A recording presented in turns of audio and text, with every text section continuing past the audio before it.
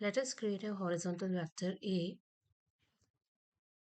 and let us sort the elements of this vector A, and let us see what this statement will do if we call an inbuilt function sort to sort the elements of the horizontal vector A.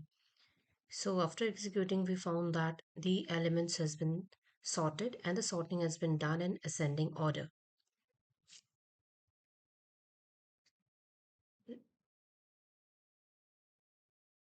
Let us create a two-dimensional array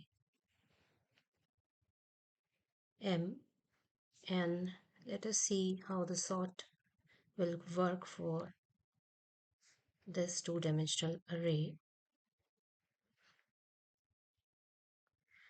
The statement that we have written is sort m comma 1, that is we want to sort the elements of m along the row. So if the sorting needs to be done along the row, then we need to write the dimension along which dimension we want to sort. So we want to sort along the first dimension, and the first dimension to address any array is the number of rows.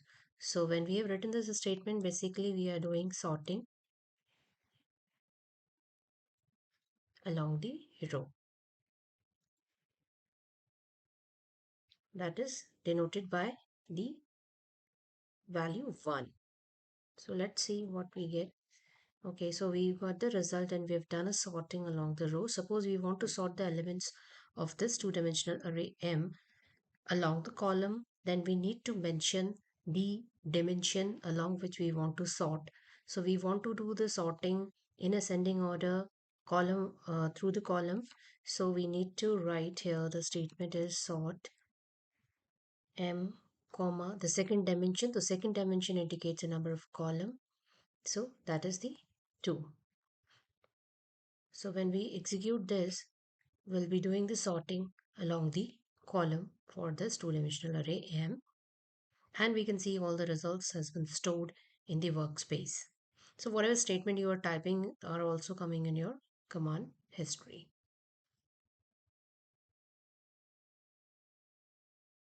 To address the element of a matrix, we need to define its position, and that will be defined by indicating the row number and the column number where it is located. Suppose we want to read the entry which is located in the matrix M at the third row and the first column, then we need to write it as M in bracket, we need to write 3 comma 1. So the answer that we get is 2. It means the value which is stored at this location is 2. So that also you can check by writing M here, and you can see here this is the entry that we have actually called by mentioning its row number and column number.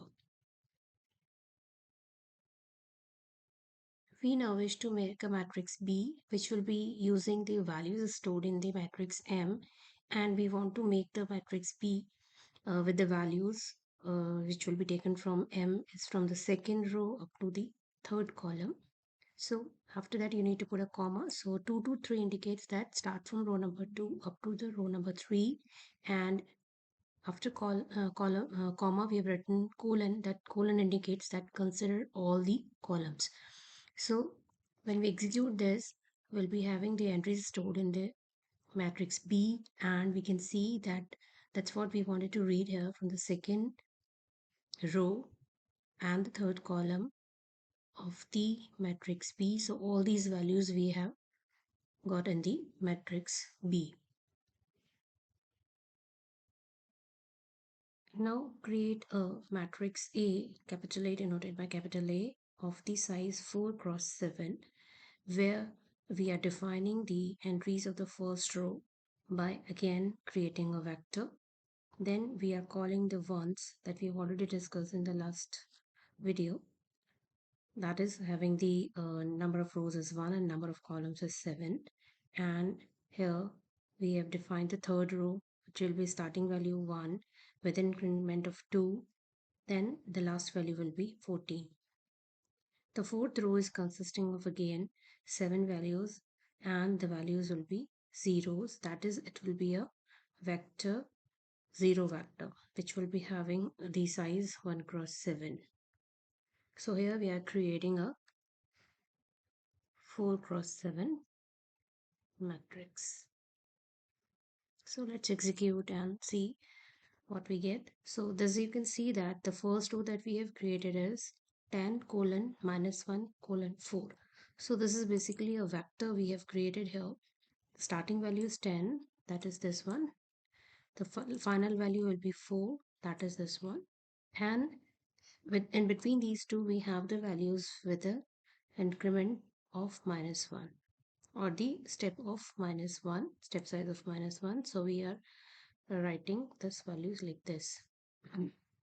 Similarly, for the third row also you can see that you have 2 is to 2 is to 14. That is the first value is 2, the final value is 14 and the step size is plus 2. So we have the values 2 plus 2 4 plus 2 6 like that up to 14.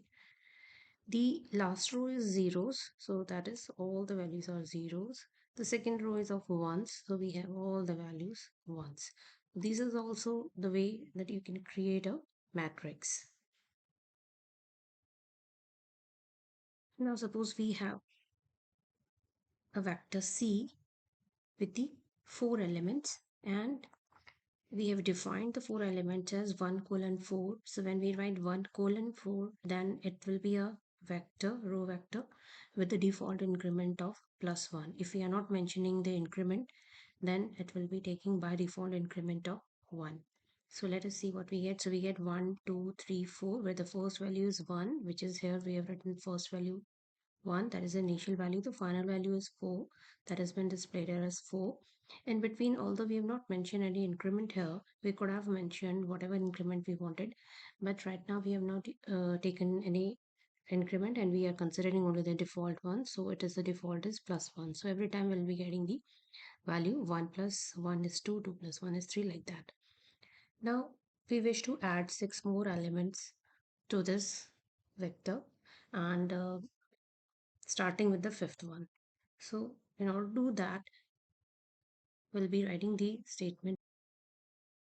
So basically now we are modifying the existing vector C and we are adding 6 more elements starting with the fifth one.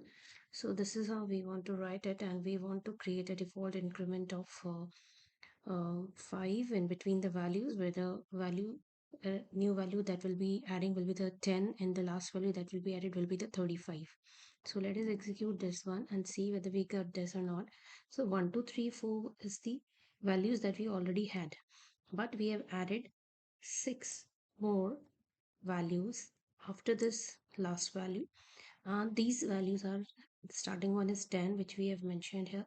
Increment is 5 plus 5 and the last value is 35. So last is 35 and we found that the every value is having an addition of plus 5 in it. So this is how we have modified the existing vector C.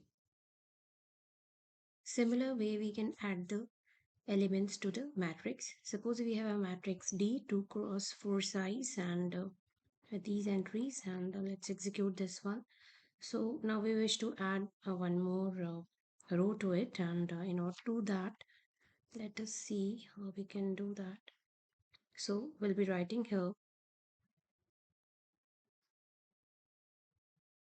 we are adding the third row to it and we want the entries to display for every column. So we need to write a D and in the bracket we need to write 3 comma colon, where 3 indicates the row and the colon indicates that consider all the columns where the values needs to be or the elements needs to be displayed, and the values that we want to display is the starting value is 10 and the final value is 22 with an increment of 4.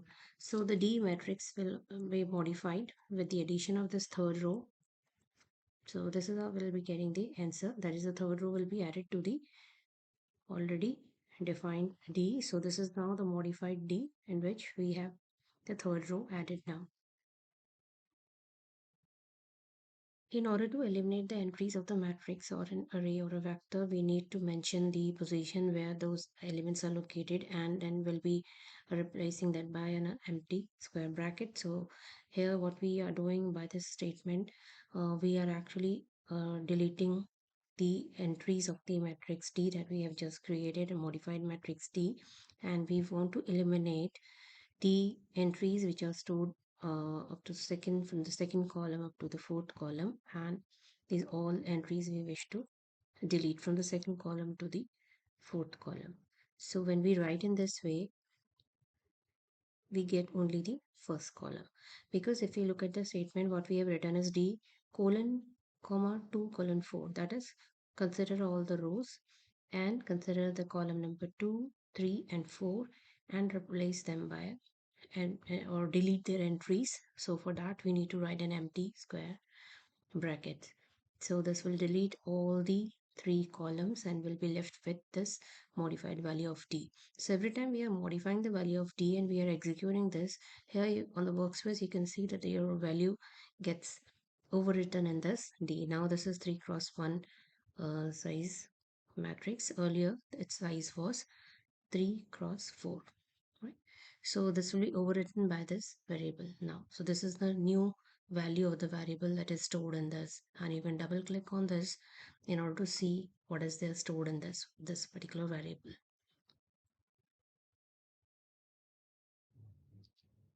Now when we type clear, it will be clearing all the variables which are stored in the workspace. Now we'll take one example and we'll be using the matrix operation to solve the following system of the linear equations. So we have three equations given and with the three variables, and we'll be finding a solution of these three equations. So in order to proceed that, we'll be first defining all the coefficients of the three equations in a matrix form. So here we have written a matrix A. This is consisting of all the coefficients of the three linear equations. So this is basically of the form, the set of linear equations is of the form Ax equal to B, and this is the matrix A that we have just created. So we can put a semicolon at the end of the statement in order to suppress the display, otherwise the values are displayed in this variable A stored at the workspace. So you can double click on that, you can see in what are the values which are stored in this. Now we'll be defining another matrix B, which is consisting of the constant values. All the entries need to be put in the square brackets. So in the equations, out of the equations defined above, we have 8, 4 and 0. Again, let us put a semicolon at the end in order to suppress the display. So we've got B also. Now we want a solution for the three variables, and we are defining all three variables. Let that be denoted by the matrix X. So X is basically giving us the solution. So we need to write a slash. This slash is called the backward slash in order to carry out the inverse. So when we solve this, we get the answer of the three variables x, y, and z in the three equations. And suppose we want to use, rather than using the slash operator, that is the backward slash operator, we want to use the function I and v, then we can write the solution again. Let us write this as x1, and will be checking the answer. The answer should be same, so we are writing a and b of a, that needs to be multiplied by b. So we get the same answer. It means either way we can get an answer, and we are basically solving this by taking the inverse of A. So what this last statement has done, this is actually done x equal to A inverse into B. So this is the answer that we got for this example. Now in this example, we want to evaluate y for given values of z. So here first we'll be defining the vector z. So let us define the vector z with the 6 values. So we have these 6 values, and now we'll be evaluating the function y, which is specified. Now, in order to write y, we have used here the element wise operation that also we have discussed in last video. So because here the z, we need to take the square of the z and we need to take the cube of the z vector. So that we are writing as caret 3 and caret 2 sign. This is called caret 3, this is z cube, and this is z square. But although we have mentioned a dot, so that dot before this operator caret indicates that we are actually performing the element wise operation on the vector z. That is, it will be evaluating, taking one element of the z and evaluating the operation on that, and then it will be taking the second value like that up to the last value. Again, in the function, because we have the numerator and denominator, two parts are there. So for the denominator part also, we have seen the division, we have used the division operator, but again we have used a dot before this division operator, because we'll be performing again here also the division will be done the element wise. So you can see that this power has been taken element wise, and this division has also been taken as element wise. If you look at this 5 into z, here we don't have to put a dot here before the asterisk that is performing the multiplication, because the z is only multiplied only by a single value, that is constant value 5. So we'll be evaluating this, and when we evaluate that, we get the value of the function for each value of z.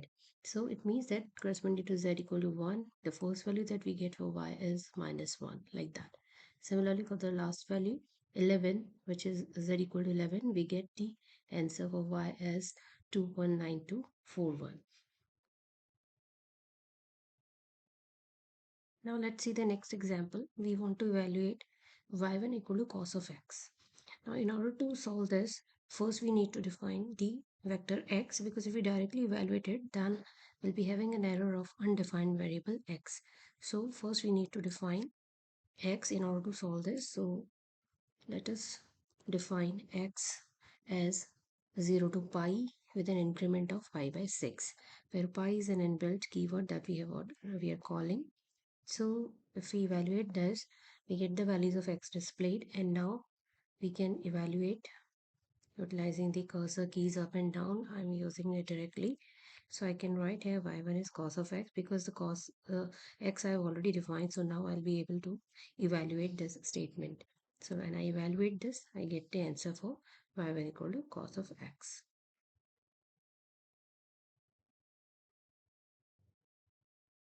This is a summary of some of the built-in array functions.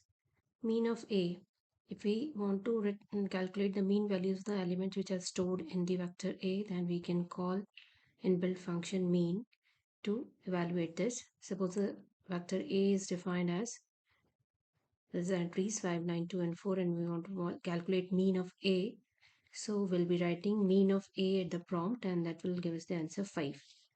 Similarly, in order to find the max of A, that is the maximum value which is stored in this vector A, then we need to call the max function inbuilt, and that will give us the answer 9, because 9 is the maximum value of this vector A.